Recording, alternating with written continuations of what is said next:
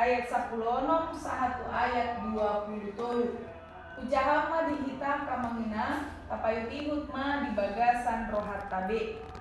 Sai manatap do mata ni Jahoba tu aka partigor jala pinggolna tu angguk nasida. Matuha alo ni angka si bahen najak do bohi ni Jahoba asa disiapon sian tanoon barita nasidai. Mamangguhi do aka partigor gabe ditangihon Jahoba do jala di palua nasida sian habugota nasida sudena donok do Jahoba di akana bojok maroha jala ditumpahi do akana pogostodi lampe parniahapan di partigor alai di palua Jahoba do ibana sian sudenai ibana mangaramoti holi-holina sudena dan maponggol nangosada sai hamate hono ni parjahat do hajahaton jala sai marutang do sogot akan nama kosong partigor itu Gusti Jahoba do hosa ni akan aposona jala dan marutang sogot sude nama haposan tu ibana ido anggo sahakna kurian itu hata molo disukun tu hitam ise do debata menurutmu jala songondia do debata naditadako. Siapakah Tuhan menurutmu dan seperti apakah Tuhan yang engkau kenal? Kira-kira ahadu alusa akan mengenal. Siapakah Tuhan menurutmu dan seperti apa engkau mengenal Dia? Apa jawaban kita? Amina. Siapakah Tuhan menurutmu? Isi dari mana? Tuhan Yesus yang disembah. Somana bingung kita deh. Karena ujian kita sontak. Suatu saya pikir ada penilaian pani nama deh. Kalbar mengatakan seperti ini. Tuhan yang kau kenal adalah Tuhan yang kau lihat, Tuhan yang kau rasakan, dan Tuhan yang berada selalu bersamamu di dalam komunikasi. Dia selalu membuat kritikan dengan mengatakan agama adalah candi. Bagi orang yang mengenal Tuhan, yang dekat dengannya, dia akan mengatakan bahwa Tuhan itu adalah seseorang yang dia kenal, sesuatu yang dekat dengan dia, sesuatu yang punya komunikasi bersama-sama dengan dia. Kalau ini ditanyakan kepada anak sekolah minggu, jawabannya tentu berbeda-beda. Jalahnya disukuni di kelas sekolah minggu. Siapakah Tuhan menurutmu? Banyak anak sekolah minggu yang bilang, Tuhan sahabatku katanya. Kenapa dia bisa bilang Tuhan adalah sahabatku? Karena anak sekolah minggu itu tahu bahwa kemana-mana aku, mau kemana pun aku, pasti Tuhan ada bersama dengan aku. Tentu akan ada anak sekolah minggu yang mengatakan Tuhanku adalah dokter penyembuhku. Karena dia merasakan bahwa ketika aku sakit, aku berdoa kepada Tuhan, Tuhan menjawab doaku. Seperti dokter yang menyembuhkanku. Maka dia berani berkata, Tuhan adalah penyembuh, dokter. Dan berbagai macam jawaban banyak orang tentang siapakah Tuhan menurut pribadi masing-masing. Tentu tidak sama menurut saya pribadi dengan menurut Inang atau menurut Ama. Tidak akan sama apa konsep Tuhan di dalam hidup kita. Tergantung bagaimana kita merasakan kehadiran Tuhan dan bagaimana Tuhan menolong kita di dalam kehidupan kita sehari-hari. Kalau kita mengatakan Tuhan adalah juru selamatku, itu mungkin karena kita sering dengar khotbah yang mengatakan seperti itu ya. Kalau kita mengatakan Tuhan adalah penebus dosaku, itu juga kita imani karena kita sering mendengar itu di dalam itulah yang sering kita dengar. Tetapi kalau kita berani mengatakan Tuhan itu adalah sahabatku, Tuhan itu adalah penyelamatku, karena kita pernah merasakan bagaimana Tuhan hadir di dalam kehidupan kita dan komunikasi kita kepada Tuhan. Maka nyatalah seperti apa yang sering kita dengar, tak kenal maka tak sayang. Bagaimana kita sayang kepada Tuhan kalau kita sendiri pun tidak bisa mengungkapkan siapa Tuhan menurut versi kita? Bagaimana kita bisa mengasihi Tuhan, kita mengatakan Tuhan, aku sungguh mengasihimu, sedangkan kita tidak pernah komunikasi dengan Tuhan. Ego doamu, tolong rohamuna, mamere donganmu, meludah ya kita pajupang manang katai, boido kita matolong dulu hatu dongan tamu meludah ya kita makatai. Siapa dia? Misalnya kita bilang ya, siapa dia? Oh si ini. Ayo kita ke sana.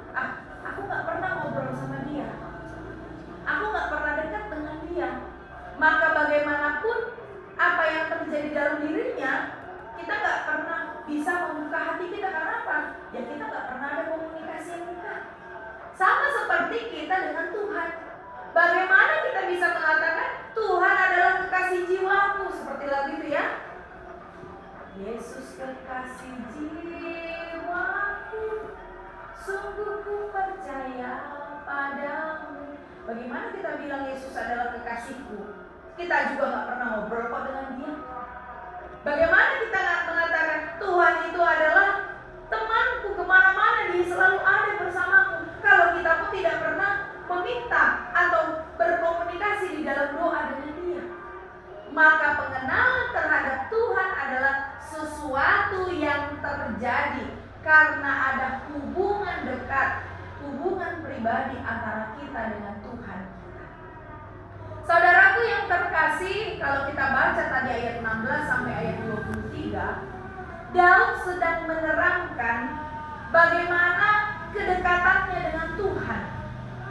Bagaimana dia punya interaksi yang sangat intim dengan Tuhan.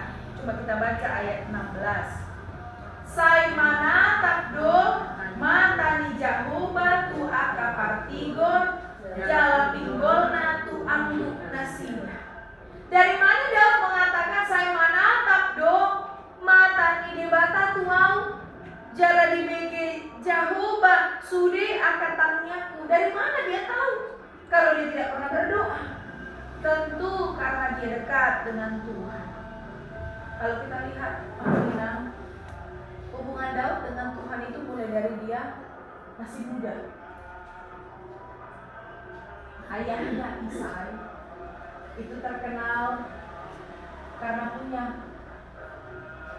hubungan dekat dengan Tuhan. Sehingga pada saat itu Tuhan berkata kepada Samuel, pergilah engkau ke rumah Isai, tanyakanlah kepada dia anak-anaknya, dan salah satu dari anaknya itu akan menjadi raja, pemimpin Israel. Samuel datang, dia bertemu dengan Isai dan dia bertanya, mana anak-anakmu? Ditunjukkan satu persatu, bukan ini, masih ada lagi, ada. Di mana dia? Ada tapi kecil, pendek. Kayaknya nggak cocok jadi raja, kata si Isai. Itulah, coba dulu bawa ke sini.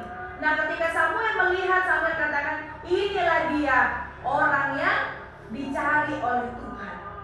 Dari sana Raja Daud sudah diangkat. Dia dijadikan raja walaupun masih muda.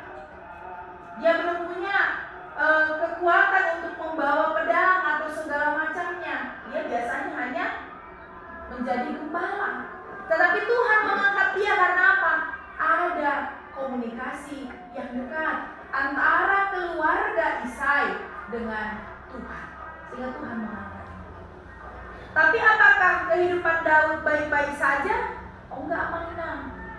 Dia punya pergumulan yang berat. Dengan masih muda, dia harus melawan seorang Goliat yang besar. Dia orang kecil, lawan orang besar. Wah, itu persoalannya nggak mudah ya. Kalau kita bilang Kalau di arena pertandingan, orang pasti akan bilang si Goliat pasti menang karena badannya besar. Tapi karena kedekatannya dengan Tuhan, dia menang. Siapa yang bilang setelah dia melawan Goliat hidupnya aman-aman saja? Oh enggak. Kalau kita baca di ayat 1 pasal 34, dia pernah mau dibunuh oleh Raja Abimelek. Dia mau dibunuh pada saat itu. Tapi apa? Tuhan menyelamatkan dia. Dia juga pernah mau dibunuh oleh mertuanya sendiri. Siapa mertuanya Daud? Kamu ingat?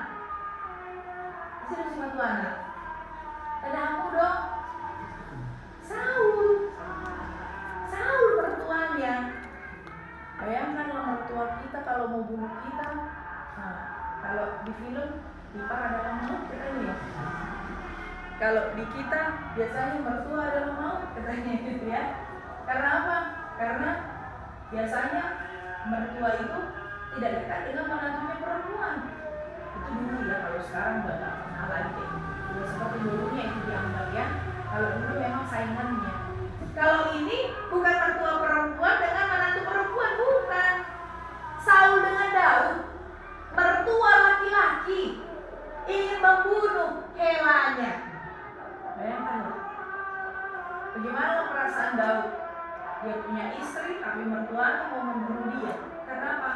Karena Saul pada saat itu tidak mau memberikan kedudukannya kepada Daud. Persoalan Daud sudah berhentikah sampai di sana ketika Saul mati? Enggak. Karena orang Israel itu ingin membunuh dia melalui kudeta yang dilakukan oleh anaknya sendiri, kemarin mertuanya. Setelah mertuanya mati, anaknya sendiri yang bernama Absalom ingin mengambil posisinya. Bertubi-tubi seperti orang yang sudah jatuh ditimpa tangga. Seperti itulah yang dialami oleh Raja Daud. Gak selesai-selesai masalahnya, gak selesai-selesai pergumulan hidupnya. Tetapi di dalam setiap pergumulan hidup itu, ternyata Tuhan tetap memelihara dia, tetap memenangkan dia dari semua peperangan. Sehingga Daud berani mengatakan di ayat 16, "Saya menatap doh matani Jehovah." Tuhan itu selalu melihat kita. Tidak pernah berhenti Tuhan menatap, melihat apa yang terjadi dalam hidup kita. Kalau menatap itu dalam bahasa Indonesia dikatakan mengawasi. Mata Tuhan mengawasi kehidupan kita di dalam setiap problema kita. Ada satu lagu sekolah minggu yang menarik yang sering saya dengar. Mata Tuhan melihat apa yang kita berbuat, buat yang baik, buat yang jahat. Mata Tuhan melihat perbuatan kita, melihat pergumulan kita, melihat apa yang terjadi dalam hidup kita. Mata Tuhan tertuju kepada kita. Itu yang perlu kita syukuri dari Tuhan. Karena Tuhan melihat kita menginang. Ada hamuna mabia salah hamuna bijago. Aduh. Mungkin ada, tapi saya enggak. Mungkin ada yang tapi saya enggak. Aduh. Karena sering begini ya, ketakutan kita bukan kepada yang tidak terlihat seperti itu. Tapi ketakutan kita kalau tiba-tiba ada pencuri, ya, itu. Kami dulu waktu bapak kuliah di STT, mama itu selalu buat parang di bawah tempat tidurnya. Karena kebetulan kami semua perempuan, sebelum adik saya lahir yang laki-laki, kami semua perempuan. Mama sendiri bersama dengan kami. Lalu mama bilang tidur sama mama. Jadi kami itu 3 tambah mama 1, 4. Tidur satu kasur sama-sama. Karena bapak di Siantar. Tapi kebetulan kami tinggal di Bekasi, rawan. Bentar-bentar sendal jepit pun hilang dari depan kalau tidak dimasukkan ke dalam rumah. Jadi mama itu selalu bikin parang di bawah tempat tidurnya. Saya bilang, kenapa mak? Mama taruh begini, parang itu. Nanti mama mimpinya itu mama Ya nggak mungkin lah, karena aku tahu anak-anakku sama aku. Tapi kenapa mama bikin di situ? Yang kutakutkan bilang, karena tetangga kita tahu cuma kita perempuan semua yang ada di rumah ini. Jadi apapun yang terjadi, pola bergerak, pagari, makul kulit, terbuka doang, terbuka doang. Apa yang terjadi? Nah itu ya. Nah, sering sekali itu menjadi ketakutan dalam hidup kita. Marah bahaya, jahat, dan sebagainya. Apalagi berita yang terbaru sekarang ya, Megatrans katanya sebentar lagi akan terjadi. Itu BMKG loh, bukan Fox yang bilang. Itu langsung dari pusatnya yang mau mengatakan itu, yang sudah paham dengan itu. Jadi kalau dibilang terjadi di sana, terjadi di sini, tentu kita akan mengatakan, Tuhan kami mau lari kemana? Kalau dibilang itu akan mengenai setiap pantai, wah pantai selatan juga dekat dengan Malang. Apalagi baru-baru kemarin gempa kita ya. Kita hubungkan lagi dengan itu. Tuhan kami mau lari kemana? Adakah tempat perteduhan bagi kita? Nah, ada.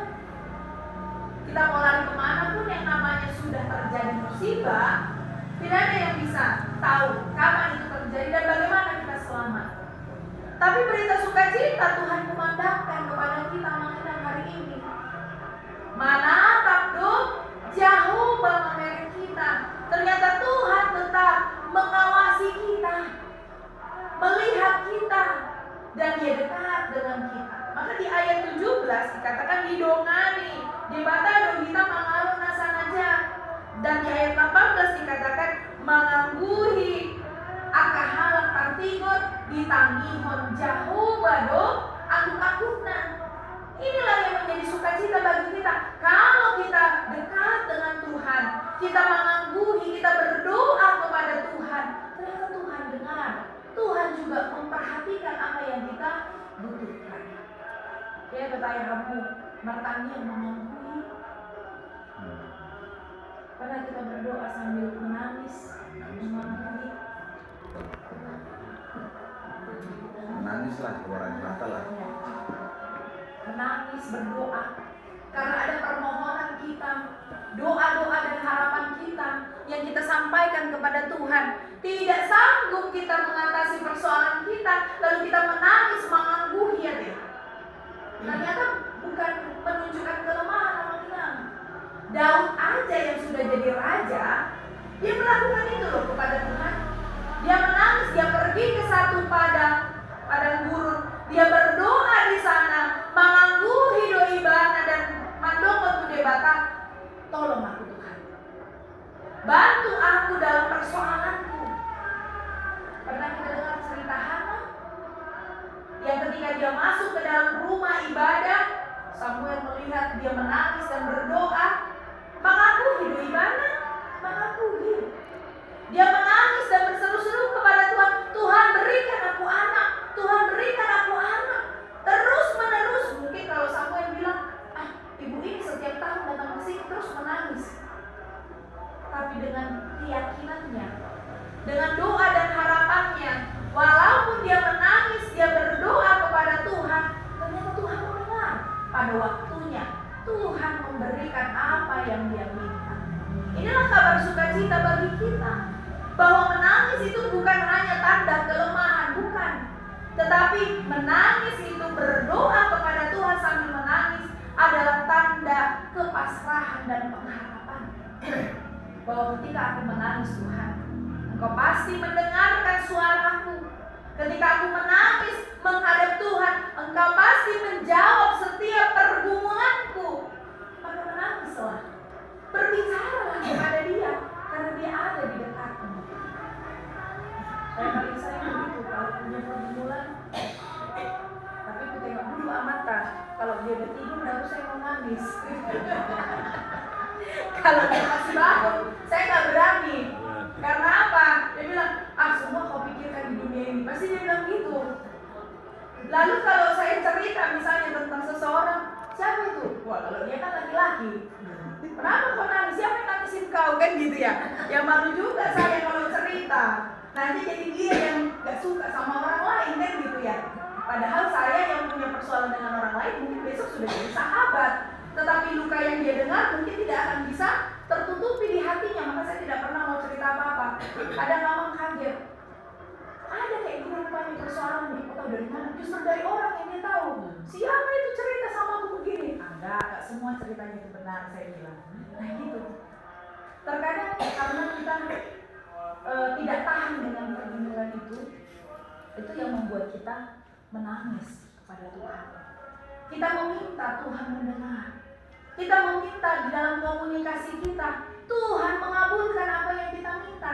Tetapi percaya kamu ingat, tiap tetesan air matamu di situ Tuhan lihat, dan Tuhan akan berikan apa yang kamu perlukan. Dan inilah yang diungkapkan oleh Raja Daud di dalam hidupnya. Jangan pernah berhenti karena Tuhan ada bersama kita. Yang kedua, menginang yang bisa kita lihat, masalah tidak akan pernah lepas dari kita selagi kita masih hidup. Ada solusi kata Pegadaian ya. Apa simbolnya Tahe? Mengatasi masalah tanpa masalah. Padahal masalahnya jadi 2 kali lipat. Nah itu. Ada lagi simbolnya asuransi ya. Menyelesaikan masalah sampai kepada akhir hidupmu. Sampai akhir hidup. Tapi sampai di situ aja masalahnya. Karena setelah kita mati dikasih uang asuransi kan? Cuma sampai di situ aja. Nggak ada jaminan sampai kehidupan yang kekal. Kalau jaminan cuma hanya di hidup di dunia ini, capek kali kita ya. Itu hanya sekedar. Tetapi jaminan yang mau kita minta, yang dikatakan oleh Tuhan, sekalipun kamu dalam himpitan persoalan hidup, aku sudah menjamin engkau karena hidupmu di dunia ini hanya kewarganegaraan sementara. Engkau adalah kewarganegaraan dunia yang pada waktunya engkau akan terlepas dari dunia dan engkau akan masuk ke dalam kewarganegaraan surga. Nah ini yang mau kita ambil. Kalaupun Tuhan aku punya banyak problema dalam hidupku, ketika aku hidup di dunia ini, aku jamin Tuhan memberikan sukacita tanpa masalah di dalam kehidupan yang kekal. Itu mengapa kita datang kepada Tuhan. Itu mengapa kita selalu berdoa kepada Dia. Itu mengapa kita tidak henti-hentinya berkomunikasi dengan Tuhan. Maka walaupun orang benar punya masalah, masalah itu akan bisa dihadapi kalau Tuhan kekuatan kita. Tadi di Efesus ada beberapa senjata perang ya.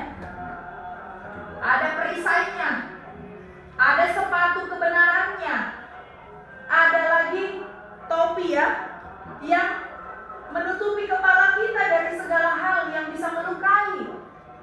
Berarti itulah kekuatan Tuhan, senjata Tuhan yang melindungi kehidupan kita di dunia ini. Kalau Tuhan bisa berperang melawan siapapun musuh kita, kenapa kita harus cari ilah yang lain? Maka kalau kita lihat di kitab Keluaran 14 ayat 14, Tuhan berkata, Jehovah do marora umokoko asama hohom. Tuhan akan berperang kepadamu. Tuhan akan menemanimu melawan siapapun. Kau hanya diam saja kata Tuhan.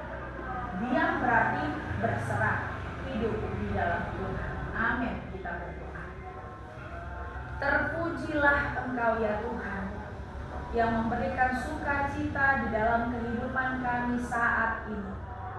Tuhan, pengenalan Daud akan Engkau ketika dia hidup bersama-sama dengan Engkau di dalam kehidupannya. Banyak pergumulan yang Daud hadapi, tetapi semuanya itu Tuhan boleh selesai karena dia bersama dengan Tuhan. Engkau melihatnya, Engkau mendengarkan setiap doanya, Engkau melihat setiap permohonannya dan tangisannya. Ini juga adalah Tuhan yang akan kami mohonkan kepadamu dalam kehidupan kami, di mana kami melihat banyak sekali problema kehidupan kami yang akan datang ke dalam kehidupan kami sehari-hari. Begitu banyak berita yang menakutkan, begitu banyak tindak kejahatan yang ada di sekeliling kami. Kami tidak tahu mau lari kemana, tapi kami yang tahu pasti Tuhan. Kami punya Tuhan yang hebat. Kami punya Tuhan yang kuat. Kami punya Tuhan yang maha kuasa, yang bisa menyelamatkan kami daripada musuh, yang bisa melawan segala hal persoalan kehidupan kami. Oleh karena itu Tuhan, hari ini kami datang kepadamu. Kami meminta di dalam doa kami, Tuhan kiranya memberkati kami, menguatkan kami, dan menolong kami. Tuhan, hari ini juga kami berdoa untuk keluarga inang kami, Nyonya Deloksari Boru Tagalu, yang memberikan tempat ini Tuhan sebagai tempat pertanian, tempat ibadah di mana kami boleh mendengar firman Tuhan. Berkatilah rumah ini, berkatilah seisi rumah ini Tuhan, dan berkatilah apa yang mereka perlukan dalam kehidupan mereka. Berikan panjang umur, kesehatan, dan segala hal yang inang kami perlukan dalam hidupnya. Apa yang dia harapkan di dalam masa depan anak-anaknya, Tuhan kiranya menyempurnakannya. Tuhan kiranya mendengarkan setiap doa-doa mereka yang mereka sampaikan kepadamu. Kami tahu Tuhan, Tuhan ada, Tuhan baik, dan Tuhan akan berkenan memberikan segala hal yang mereka minta di dalam rencananya Tuhan. Tuhan, saat ini kami berdoa juga untuk anak kami Ariel, yang pada saat ini Tuhan bekerja di tempat yang jauh. Tuhan kiranya menyertai dia setiap perjalanannya pulang pergi dari Malang ini dan kembali lagi ke kota Malang ini. Tuhan kiranya menambahkan dia Tuhan untuk terus menjadi orang yang berhasil di dalam setiap pekerjaannya. Karena kami tahu Tuhan, ketika Engkau memberkati seseorang, dia akan menjadi kepala bukan ekor. Maka Engkaulah Tuhan yang memberkati anak kami Ariel kemanapun dia pergi, kemanapun dia melangkah dan mencari kehidupannya. Kami percaya Tuhan, pada waktunya Tuhan akan mengirimkan seorang perempuan untuk menjadi pasangan hidupnya. Tidak henti-hentinya kami Tuhan seperti Hana yang berdoa meminta kepadamu, kiranya Engkau mendengarkan, Engkau juga yang memperlengkapi kehidupan anak kami ini, sehingga dia boleh berbahagia bersama orang yang dikasihinya dan membentuk sebuah keluarga yang baru. Kami juga berdoa Tuhan untuk keluarga Amang kami Panggabean dan inang kami Boru Deloksari. Tuhan berkati keluarga mereka. Tuhan berkati setiap pekerjaan mereka dan usaha mereka. Dan kami percaya Tuhan, apapun yang mereka minta di tengah-tengah kehidupan keluarga mereka, Tuhan akan berkenan memberikannya dan memberikan sukacita di dalam kehidupan mereka. Berkati mereka Tuhan dengan anak cucu, berkati setiap apa yang mereka inginkan dalam hidup mereka, dan Tuhan yang memberikan kesehatan yang sempurna untuk mereka. Kami juga berdoa Tuhan untuk Amang, Inang, dan semua kami yang hadir di sini. Kiranya Tuhan juga mendengarkan setiap permohonan kami, memberikan kesehatan, memberikan panjang umur, memberikan sukacita bagi kami di tempat ini. Tuhan, apabila ada teman kami yang tidak hadir karena sakit, kiranya Tuhan yang menyembuhkan mereka. Jika ada teman kami yang tidak bisa hadir karena pekerjaan mereka, Tuhan kiranya menolong mereka, menyelesaikan setiap tugas-tugas mereka. Dan teman-teman kami Tuhan, yang di dalam pergumulan, yang di dalam kesusahan, yang di dalam permasalahan yang berat, Tuhan bantu mereka, agar mereka Tuhan boleh tetap bersukacita di dalam Tuhan. Kami juga Tuhan akan memilih Parhalado, calon sintua dari tengah-tengah sektor 1. Tuhan, bukan kami yang memilih, tapi Engkaulah yang memilih mereka. Dan Engkau memakai kami sebagai pahitean, sebagai jembatan Tuhan, untuk memilih orang-orang yang Engkau utus Tuhan. Karena ladang sudah siap, sedangkan pekerja sangat sedikit. Oleh karena itu Tuhan, bukalah hati kami, sehingga kami mau untuk bekerja di ladang Tuhan. Dan kami tahu Tuhan, pekerjaan di ladang Tuhan adalah pekerjaan yang luar biasa, sukacita yang Tuhan berikan dalam hidup kami. Sehingga gerakkanlah hati kami, sehingga kami mau untuk melakukan setiap apa yang terbaik di dalam rumah Tuhan. Berkati Parhalado kami yang ada di sektor 1. Biarkanlah Tuhan Engkau yang memberkati mereka, menambah-nambahkan sukacita di tiap pelayanan mereka. Terima kasih ya Bapa, dan pembangunan gereja-Mu Tuhan, Kaulah Tuhan yang memberkati agar boleh berjalan dengan baik. Sempurnakanlah sukacita kami Tuhan, di dalam nama anak-Mu Tuhan Yesus Kristus Juru Selamat kami yang hidup. Amin. Amin.